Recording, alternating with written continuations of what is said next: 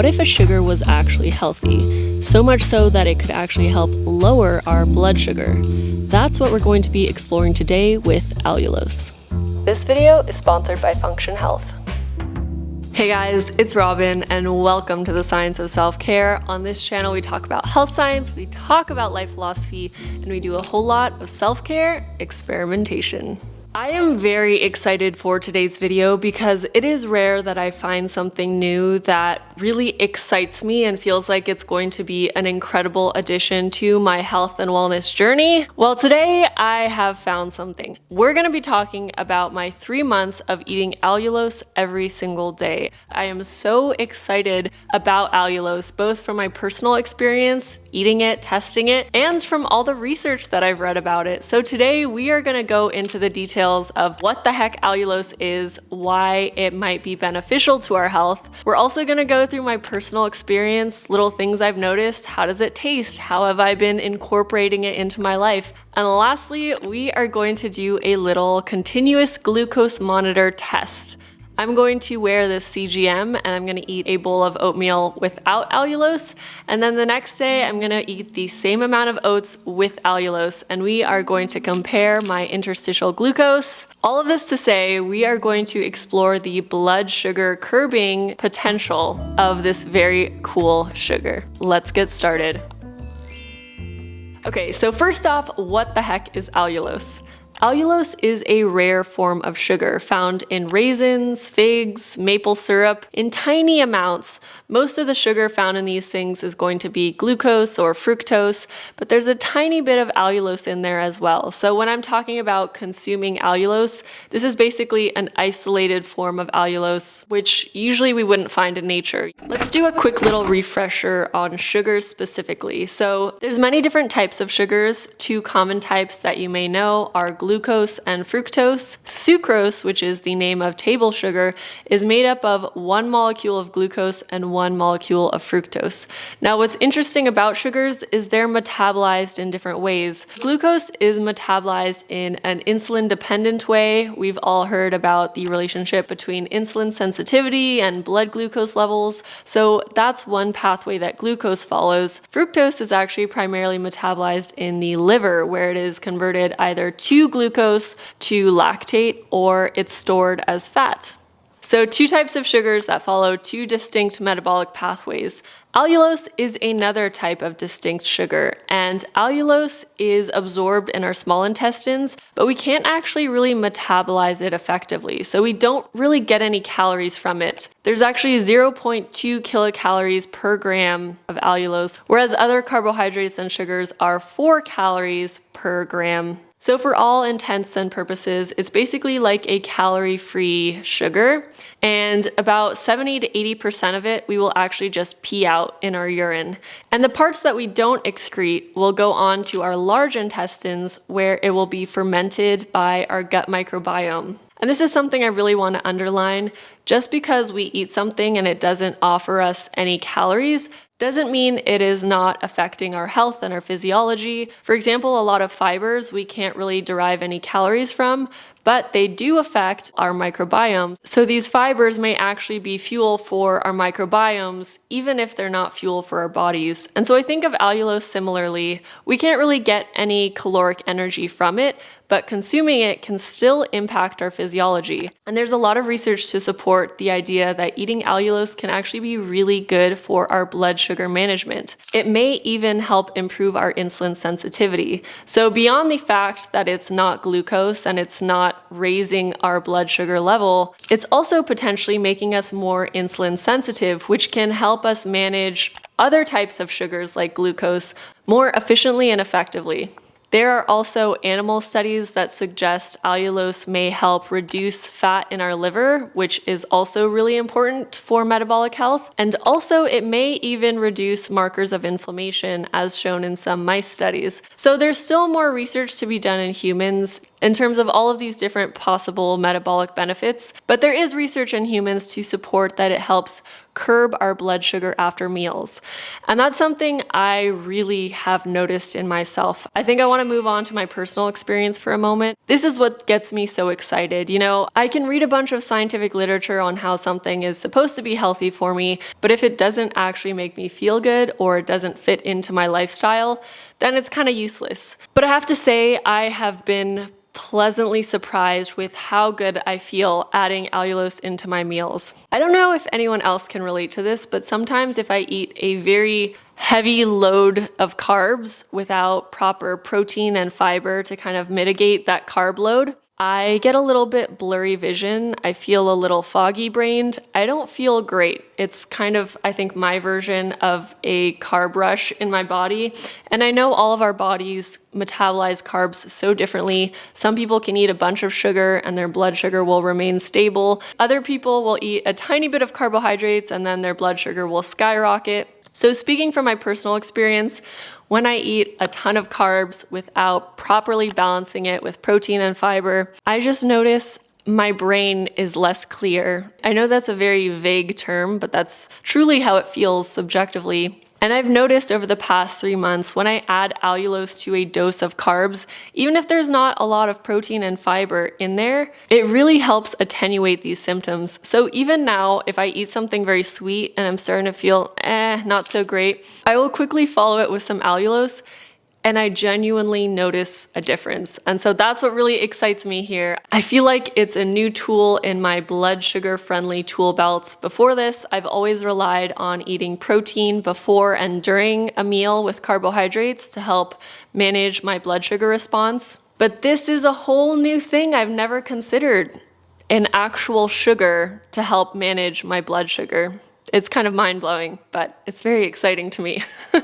Related to this though, something kind of negative I've noticed is that if I don't eat any carbs, allulose without any carbs alongside it, it sometimes makes me feel kind of sleepy and slow. I don't know if it's my blood sugar dropping too low. I don't know what it is, but for me to feel great with allulose, I usually have to combine it with some complex carbs, which is why I really love making protein steel-cut oats with allulose. It is such a rock solid breakfast that keeps me energized and satiated all morning long into the afternoon. So you guys know I love testing things on my body all the time. That's what most of my videos are about. But testing is nothing if we don't have reference points. And that means biometric tools that can help us track things.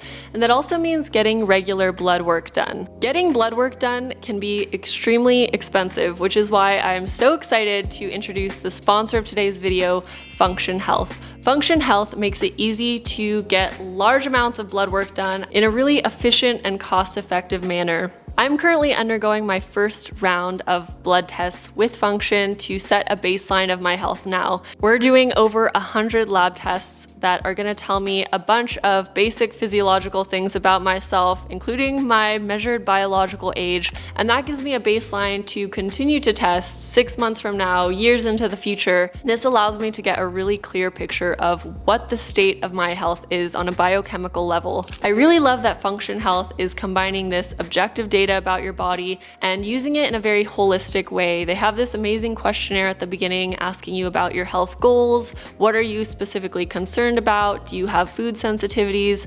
And it feels like it really takes your subjective experience into account. I think combining subjective information with objective data is how we find that sweet spot of self-care that's going to make our unique body feel its best. If you'd like to try Function Health, go to functionhealth.com/selfcare.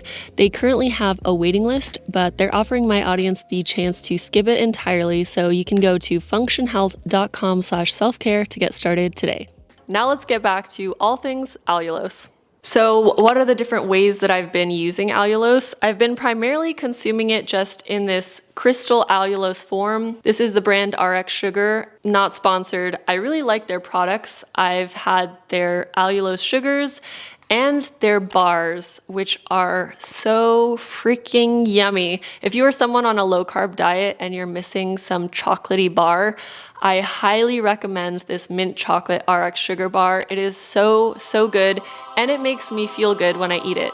I haven't been eating too many of them because they're quite expensive, and in general I do try to eat whole foods, but I can highly recommend this as a kind of a healthy chocolate bar that will not spike your blood sugar. If you are a baker looking to experiment with allulose, I would highly recommend subbing half of the sugar in a recipe for allulose crystal sugar. I did that for my family. I made several batches of chocolate chip oatmeal cookies and I subbed half of the sugar for allulose, and they were so delicious. They did not taste weird. You know, sometimes stevia can have that bitter undertone. I don't find that allulose has a bitterness to it. I feel like if you like the sweetness of a fig, you will also like allulose. Something to note about allulose is that it's about 2/3 as sweet as normal table sugar. So 1 cup of normal table sugar, sucrose, will taste a lot sweeter than 1 cup of allulose, but I personally love that because I do not like when things taste too sweet. So for me, this is kind of the perfect level of sweetness, the perfect feeling in my body when I consume it. This is why I'm so excited about it. If any of you watching are equally as excited about allulose, please share the love below, because I don't know if it's just me, but when I find little things like this that are healthy, make me feel good, taste good, easy to incorporate into my life, I get so excited. One more thing I wanted to add in here is that I've been using allulose even in savory recipes. I love a mushroom sauteed in a balsamic glaze, but typically balsamic vinaigrette alone is quite acidic. So to add more of that glaze and that sweet dimension to the acid, you can actually just do a little sprinkling of allulose and it is so good. So I've been making a balsamic glaze with balsamic vinegar and allulose. Sounds weird, but just try it. It's good. One thing that's important to note is that our digestive systems and our microbiome within our digestive system is all very highly unique. So for some people, they can tolerate certain foods super well. Other people, it may wreak havoc on their digestive system. And with allulose, I personally haven't had any digestive issues. There have been times where I've eaten a lot of it and maybe it's made me a teensy bit gassy, but not in an uncomfortable way. And TMI, or nothing is TMI on this channel, but the gassiness did not have any sort of odor.